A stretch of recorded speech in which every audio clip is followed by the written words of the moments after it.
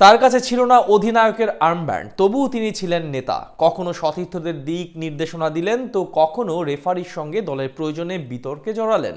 আবার কখনো আক্রমণে উঠলেন, তো কখনো ডিফেন্সে এসে একা হাতে সামলালেন রক্ষণ দুর্গ।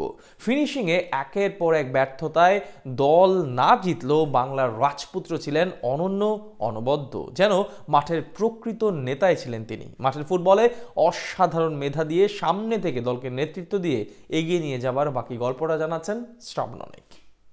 ম্যাচ শুরুর আগে মুখে রব উঠেছিল তিনি হবেন সাউথ এশিয়ার ফুটবলের রাজা। অবশ্য ছিল না তার সিংহাসন, তবেও তিনি ভারত বাংলাদেশ ম্যাচের অঘোষিত সম্রাট।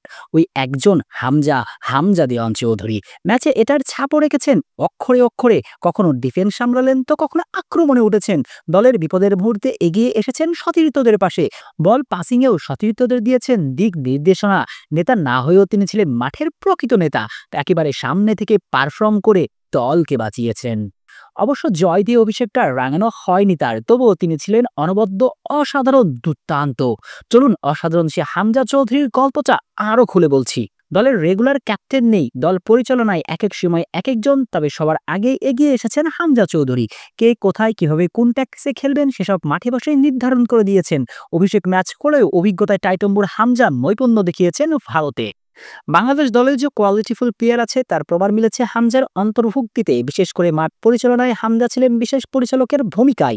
নিজেকে গুছিয়ে নিয়েছেনই, পাশাপাশি সতীর্থদের বুঝিয়ে দিয়েছেন। যদিও ছিল কিছুটা শঙ্কা অভিষেক ম্যাচে কেমন করবেন বাংলার রাজা, সবার সাথে মানিয়ে নিতে পারবেন কিনা সেটা নিয়ে ছিল যথেষ্ট সন্দেহ। কিন্তু মানিয়ে নেওয়ার কাজটা হামজা ভালোভাবে করেছেন তো বটেই। নিজের অসামান্য নৈপুণ্যের ছোঁয়া রেখেছেন ভারতের বিপক্ষে গুরুত্বপূর্ণ ম্যাচে। টেকনিক্যালি এতটাই শার্প ছিলেন যে হামজা তাতে মুখ হয়ে না বললেও চলতো তিনি যে টপ লেভেলের ফুটবল খেলেন। প্রিমিয়ার লিগের অভিজ্ঞতাকে দারুণভাবে ব্যবহার করেছেন হামজা চৌধুরী। খেলার ফলাফল ড্র হলেও টেকনিক্যালি বাংলাদেশ জিতেছে, আর সেটি হামজার কারণেই। গোল লাইনে ক্লিয়ারেন্স সহ অসংখ্য চান্স তৈরি করে দিয়েছেন। গুরুত্বপূর্ণ ম্যাচ তথা বড় ম্যাচের প্লেয়ার হিসেবে তার যে সুখ্যাতি সেটিও আরও একবার প্রমাণ করেছেন। অভিষেক ম্যাচে হামজা শো ছিল অসাধারণ। নিজে তো ভালো করেছেনই, সতীর্থদের দিয়েও ভালো করিয়ে নিয়েছেন। তবে নজর কেড়েছে হামজার দলকে গুছিয়ে রাখার দারুণ গুণ। ওই একজন হামজা দেওয়ান চৌধুরী ম্যাচে এটার ছাপও রেখেছেন অক্ষরে অক্ষরে। কখনো ডিফেন্স সামলালেন, তো কখনো আক্রমণে উঠেছেন। দলের বিপদের মুহূর্তে এগিয়ে এসেছেন সতীর্থদের পাশে। জামাল ভিয়া না থাকলেও সদ্য অভিষিক্ত হামজা দল গুছিয়ে নিয়েছেন দারুণ ফ্লোতে। নিজের গোছানো পারফরমেন্সের মাধ্যমে হামজা ভবিষ্যতের জন্য বার্তা দিয়ে রেখেছেন। হামজা তার অভিষেক রাঙিয়েছেন, বাকি পথ তার জন্য এমনই মসৃণ হোক সে কামনায় তো থাকলো। আপনি এখন বিশ্বাস রাখতেই পারেন এই হামজার হাত ধরে বাংলাদেশ ফুটবল একদিন বড় পথে হাঁটবে। সাউথ এশিয়ার জয়ের পর এশিয়ার মঞ্চেও লাল সবুজের পতাকা উড়াবে।